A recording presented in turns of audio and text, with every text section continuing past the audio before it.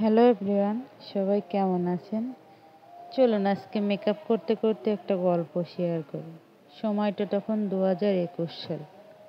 সবে মাত্র মা হয়েছি 2 বছর আগে।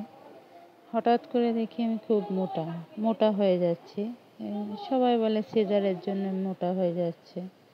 হঠাৎ করে একদিন নোটিস করলাম যে আমার মুখে বড় বড় পশম হচ্ছে, গলার নিচে, 2 কানের সাইডে, আমার শরীরে বিভিন্ন জায়গায় পুরুষ মানুষের মতো পশম হওয়া শুরু করেছে।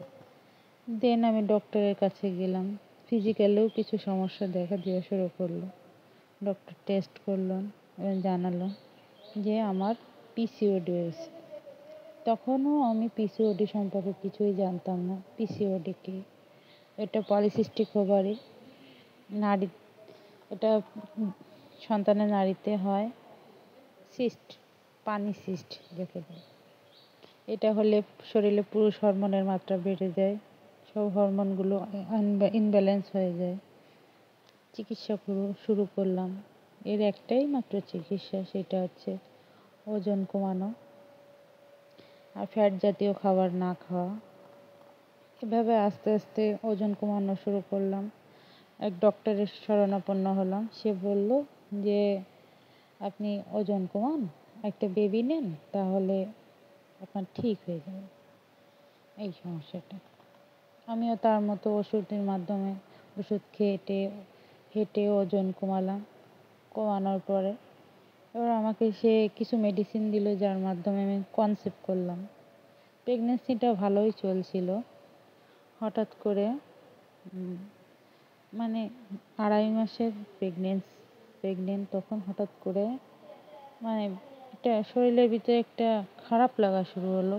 ডাক্তারের কাছে গেলাম, টেস্ট করলাম, জানলাম পেটের ভিতর বাচ্চাটা 25 দিন আগে নষ্ট হয়ে থেকে গিয়েছে। এমতো অবস্থায় একমাত্র ভরসা ডিএনসি। তখন থেকে আস্তে আস্তে আমার লাইফে জার্নি শুরু হলো। পরপর 3টা অ্যাবর্শন, তারপরে ফোর্থ টাইম যে আমি আমার ছেলে বাবু হওয়া, এই যে স্ট্রাগেলটা 3-4 বছরের যে জার্নিটা আপনাদের সাথে একদিন শেয়ার করব। আর পিসিওডি এমন একটা রোগ যে লাইফের অনেক কিছুই কেড়ে নেয় এই রোগটা।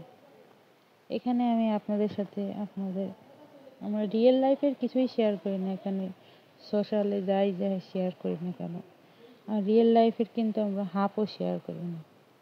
এই পিসিওডি পেশেন্ট যারা আছে, তারা ভুক্তভোগী যারা, তারাই জানে তাদের লাইফ থেকে কী কী জিনিস হারিয়ে গিয়েছে। আমাদের মতো মানুষ যারা পিসিওডির পেশেন্ট, তারা কখনো ফ্যাট জাতীয় খাবার খেতেই পারে না।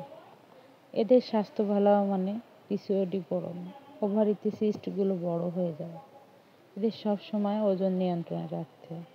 আরও নানাবিধ সমস্যা, অনিয়মিত পিরিয়ড, অনেক সমস্যা আছে। আর সবচেয়ে বড় সমস্যা কি জানেন? পিসিওডির রোগীরা কখনো কনসিভ করে না। আর যারাও বা কনসিভ করে, তাদের বাচ্চা নাড়িতে ধরে রাখতে পারে না। এটাই আমার সাথে ঘটেছিল। সেই গল্প যদি আপনারা জানতে চান আর শুনতে চান, একদিন শেয়ার করব। আর আমার মেকআপটা কেমন লাগলো অবশ্যই জানাবেন। এই মেকআপটাও আমার শেখা যে জার্নিটা, সেটাও আমি একদিন আপনাদের সাথে শেয়ার করব। আমি জানি আমি ভালো মেকআপ করতে পারি না, নর্মাল যা চলে টুকটাক, অবশ্য 500 টাকার মেকআপের চেয়ে খুব ভালো মেকআপই করতে পারি, চলে। অন্তত পার্লারে যেহেতু 1000 টাকাটা বেঁচে যায়। এই মেকআপ শেখার জার্নিটাও একদিন শেয়ার করব। সবাই বলবেন কেমন লেগেছে। আর এরকম একটা সিম্পল মেকআপ সাথে একটা গর্জিয়াস লিপস্টিক দিলে খুব ভালোই লাগে। সবাই ভালো থাকবেন, সুস্থ থাকবেন। Tata, bye bye.